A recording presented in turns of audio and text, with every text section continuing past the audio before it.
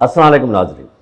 नाज़रीन, किसी भी मुल्क की तरक्की का दारोमदार उसकी इकनॉमी पे होती है। अगर किसी भी मुल्क की इकनॉमी मईशत मजबूत है तो कोई वजह नहीं कि वो तरक्की न कर सके।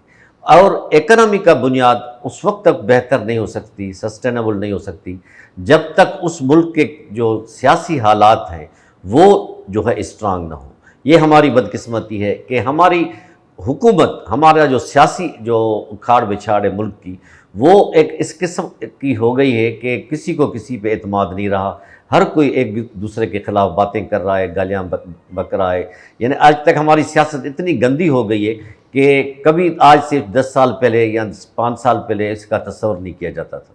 खैर, इस बात को मद्देनज़र रखते हुए कई दफ़ा लोग पिस रहे हैं, महंगाई बढ़ रही है, लोगों तक उसके असरात पड़ रहे हैं। IMF हमारे पीछे पड़ा हुआ है, कई और डोनर कंट्रीज़ जो हैं वो भी हमें जो है आजकल इतना ज़्यादा रिस्पांस नहीं दे रहे हैं, क्योंकि हमारे यहाँ पॉलिटिकल स्टेबिलिटी नहीं है। पॉलिटिकल स्टेबिलिटी हो, मिल के बैठें, अपने लिए न बैठें, अपने मुल्क के लिए बैठें, तो कई इदारे हमारे साथ ताउन करने के लिए तैयार हैं। ये आजकल हमारी क्या सूरत हाल है, कैसे बन रही है, इस सिलसिले में आज हमने एक रेस्पेक्टेड गेस्ट को यहाँ इन्वाइट किया है, जिसका एक अपना नाम है। वो FPCCI के साबिक प्रेसिडेंट भी रह चुके हैं, मुल्क के नामों और इंडस्ट्रियलिस्ट भी हैं, और उनका कंट्रीब्यूशन जो है इनकम टैक्स और टैक्स सिस्टम में भी है। जब भी कोई ऐसी कॉन्फ्रेंस होती है इस्लामाबाद में या कहीं, उनको इनवाइट किया जाता है। मेरी मुराद जनाब ज़ुबैर तुफ़ैल साहब से है। ज़ुबैर साहब, थैंक यू वेरी मच, आपने टाइम निकाला हमारे स्टूडियो में आए। ये जो आज कल हमारी इकनॉमी सूरत हाल है, इसमें कई अप्स डाउन्स हो रहे हैं। कभी स्टेट बैंक रेट बढ़ा रहा है, इंटरेस्ट रेट बढ़ रहे हैं, कभी हम हमारे IMF के मुतालबे हम मानते जा रहे हैं। गरीब आदमी काफ़ी अफेक्टेड है। क्या तासरात हैं आपके, क्या समझते हैं, कैसे ठीक हो सकते हैं? बिस्मिल्लाहिर्रहमानिर्रहीम। पहले तो भट्टी साहब, आपका शुक्रिया कि आपने मुझे बुलाया। अब आपने पूछा कि मईशत का क्या हाल है, तो मईशत का हाल जो इस वक्त बहुत ज़्यादा ख़राब है। इस वक्त सनतें जो हैं वो आहिस्ता आहिस्ता बंद होती जा रही हैं और लाखों लोग बेरोज़गार हो रहे हैं। और ये तमाम चीज़ें जो हैं कोई एक दिन का वाक़या नहीं है। ये चंद सालों से जो है सियासी पार्टियों के दरमियान जो एक दूसरे के ख़िलाफ़ जंग चल रही है, उस जंग ने ना मुल्क को बहुत नुकसान पहुँचाया है। बिल्कुल, बड़े अफसोस की बात है कि कोई सियासी पार्टी एक दूसरे को कबूल करने के लिए तैयार भी नहीं है। और अगला इलेक्शन होगा तो भी यही होगा, जो हार जाएगा वो कहेगा मैं नहीं हारा। हाँ, धांधली हुई। हाँ, धांधली हुई है। तो ये सारी चीज़ें जब तक हम एक दूसरे को कबूल नहीं करेंगे उस वक्त तक ये मसाइल हल नहीं होंगे। दूसरा, इस वक्त सबसे अहम मसला मईशत का है। मईशत तभी चल सकती है कि तमाम सियासी पार्टियाँ एक जगह एक टेबल पर बैठें और वहाँ पर बैठ के चार्टर ऑफ इकॉनमी बनाएं कि कोई भी आदमी जीते, लेकिन वो ये पॉलिसी और प्लान चलाएगा। जब तक ये इस तरह से नहीं बैठेंगे तो मुश्किलात चलती रहेंगी। आपको जैसे मालूम है कि आजकल हज़ारों फैक्ट्रियाँ बंद हो गई। बंद होने की वजह ये है कि उनके पास रॉ मटेरियल नहीं है, खाम माल। LC भी नहीं खुल रही। तो मैं उसी तरफ आ रहा हूँ। LC खुलेगी तो रॉ मटेरियल आएगा, तो रॉ मटेरियल नहीं आ रहा, उसकी वजह से LCयाँ नहीं खुल रही और फैक्ट्रियाँ बंद हो गई हैं। अब ये सूरत हाल जो है ये इसको चलते हुए अब दूसरा महीना हो गया। जनवरी फरवरी थर्ड मंथ हो गया। तीसरा महीना है कि LCयाँ नहीं खुल रही, फैक्ट्रियाँ बंद हैं। शुरू में तो अक्सर फैक्ट्रियों में 2 महीने का माल था तो उन्होंने जनवरी फरवरी को चला लिया। अब मार्च में आहिस्ता आहिस्ता उनके रॉ मटेरियल खाम माल ख़त्म होते जा रहे हैं और ये फैक्ट्रियाँ भी बंद हो जाएंगी। जब फैक्ट्री बंद हो जाती है तो जो भी फैक्ट्री मालिकान हैं उनके लिए मुश्किल होता है कि वो बहुत देर तक मज़दूरों को बिठा के तनख्वाह देते रहें। सही कर, 1 महीना दे देंगे, 2 महीने दे देंगे। और अभी तो मैं सब लोगों से दरख्वास्त करता हूँ कि वो मज़दूरों को ले ऑफ नहीं करें, कम से कम रमज़ान का महीना गुजरने दें। बेशक। 23 मार्च को तकरीबन रमज़ान आता है। इंशाल्लाह 23 मार्च से 23 अप्रैल तक जब तक ये महीना चलता है, आप उस वक्त तक अपने आप को तकलीफ़ दे के भी ना मज़दूरों को जो है उनकी तनख्वाहें दें, चाहे फैक्ट्री चल रही है या नहीं चल रही। उसके बाद ये भी हो सकता है कि IMF से एग्रीमेंट हो जाए तो हालात कुछ बेहतरी की तरफ आ जाए और LCयाँ खुलनी दोबारा स्टार्ट हो जाए। तो इसमें कम से कम 1.5-2 महीने का उनको एक अपने ऊपर बोझ बर्दाश्त करना चाहिए। उसके बाद अगर LCयाँ खुलती हैं फिर कोई हर्ज नहीं होगा, फिर फैक्ट्री चल जाएगी, काम सारे चलेंगे और एक्सपोर्ट भी होगी। अच्छा ज़ुबैर साहब, ये माशाल्लाह आपने बड़ा दरिया को कूज़े में बंद कर दिया, मेन बातें बताई।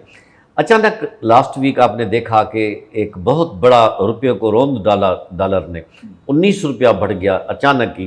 पहले दिन 4 रुपया 56 पैसे बढ़ा, दूसरे दिन 18 रुपये 89 पैसे बढ़ा।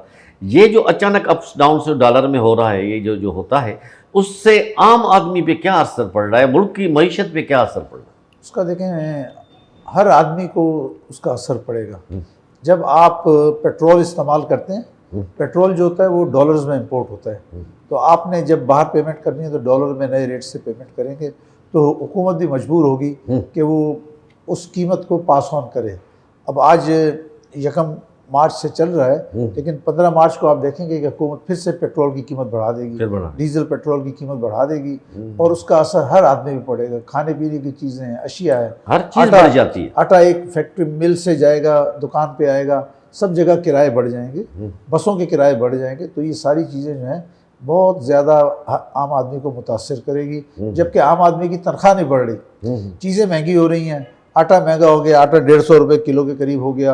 इसी तरह सब्जी दाल सब चीज़ें महंगी हो गई। हर चीज़ जो गरीब जो अफोर्ड नहीं कर सकता, तनख्वाहदार जो कम और तनख्वाहदार लोग हैं ना, उनके लिए हालात ज़्यादा ख़राब हैं। उनको ना तो उनकी तनख्वाह बढ़ रही है, हाँ उनकी खाने पीने की हर चीज़ महंगी होती जा रही है। खाने पीने का तेल महंगा हो गया, उसके बाद आपका आटा महंगा हो गया, चीनी महंगी हो गई, चीनी नहीं लेकिन बाकी सब्जी हर चीज़ें जो है महंगी होती जा रही है। तो उसकी वजह से उन लोगों को बहुत ज़्यादा नुकसान और तकलीफ़ है। तो मैं तो हुकूमत से कहता हूँ वो कम से कम कुछ जो कम आमदनी वाले हैं, मैं कम आमदनी उसको कहता हूँ जिसकी भी तनख्वाह 50,000 से कम है, उसको कोई एक्स्ट्रा मदद करे उनकी, चाहे वो ड्यूटी फ्री अपना यूटिलिटी स्टोर से करे या किसी और जगह से करे, उनको कोई हेल्प करे, वरना उसके बगैर वो लोग ज़िंदा नहीं रह सकेंगे। अरे ज़ुबैर साहब माशाल्लाह, अल्लाह करे ये आपकी बातें हुकूमत तक पहुँचेंगी, हम पहुँचाएँगे।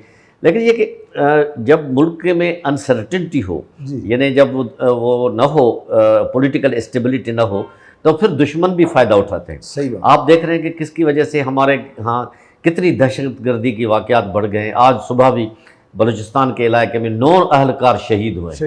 तो अब ये फ़र्ज़ हमारी पॉलिटिकल पार्टीज़ का है, वो अपने इख्तलाफात या इक़्तिदार को भुलाकर अगर आपस में मिल बैठे तो ताकि हमारे काफ़ी मसले हल हो सकते हैं। क्या राय है आपकी? भट्टी साहब आपने सही कहा, इस वक्त ज़रूरत है कि तमाम सियासी जमातें अपने बाहमी इख्तलाफात भुला के एक मेज़ पे आके बैठें और सबसे पहले सोचें कि सबसे पहली बात यह है कि अमन व अमान की सूरत हाल है, उसको कैसे कंट्रोल किया जाए। ऑफ कोर्स हमारी जो भी क़ुव्वतें हैं, रेंजर्स है, पुलिस है, फ़ौज है, सब इन लोगों से निमट रहे हैं, लेकिन उसके बावजूद भी जो है दहशतगर्दी के वाक़यात आजकल कुछ महीनों से फिर से बढ़ गए हैं। बिल्कुल। वो दहशतगर्दों को हिम्मत इस तरह से आती है कि जब वो देखते हैं कि हुकूमत कमज़ोर है और उसकी लड़ाई चल रही है अपोजिशन से, तो वो लोग फ़ायदा उठाते हैं। तो लिहाजा बहुत ज़रूरी है ये सब सियासी पार्टी यहाँ एक जगह बैठें और एक इकनॉमिक एक सबसे पहले लॉ एंड ऑर्डर का एजेंडा बनाएं और उसके बाद इकनॉमिक इश्यूज़ पे एजेंडा बनाएं कि हमने इसको इकॉनमी को किस तरह चलाना है। और अभी आज जो हर सूरत हाल है वो बहुत ख़राब है। दुनिया में भी हर जगह इन्फ्लेशन है, वहाँ पे भी रेट बढ़ गए हैं, उसके असरात हमारे पे भी आ रहे हैं, लेकिन उनके पास ज़राए और वसाइल हमसे बहुत ज़्यादा हैं, तो वो तो उसको किसी ना किसी तरह से काबू कर लेते हैं। लेकिन पाकिस्तान में हमारे ज़राए आमदनी कम है, हमारी एक्सपोर्ट बहुत कम है जो बढ़ानी चाहिए। और अगर मैं तो कहता हूँ कि हमें शुक्र अदा करना चाहिए ओवरसीज़ पाकिस्तानियों का, जो तकरीबन कोशिश करके $30 बिलियन पाकिस्तान में भेजते हैं, जिसकी वजह से हमारे हुकूमत के मामला चल रहे हैं। अच्छा, आखिरी सवाल आपसे, क्योंकि टाइम की कमी भी है और माशाल्लाह आपने बड़ी अच्छी बातें की हैं कि आम तौर पर देखा गया है कि हमारे जो नेबरर कंट्रीज़ हैं, जिसमें सरफ़हरिस्त चाइना है, उन्होंने हर वक्त हमें सपोर्ट किया है, चाहे वो सीपेक का प्रोजेक्ट हो या दूसरे बायलैटरल रिलेशंस हो या जो कुछ भी हो। लेकिन इस दफ़ा इस ट्रांजिशन पीरियड में हम देख रहे हैं कि IMF की वजह से जो हमारे जो दोस्त ममालिक थे, उन्होंने भी थोड़ा सा हाथ हल्का रखा है हम पे। इसकी क्या वजूहत है, क्यों हम इतने वो हो गए? असल में IMF को आप समझ लें कि IMF जो है ना इंटरनेशनल ऑडिटर है। इंटरनेशनल ऑडिटर वो आपके अकाउंट्स को सब कुछ चेक करता है, आपके अखराजात को चेक करता है।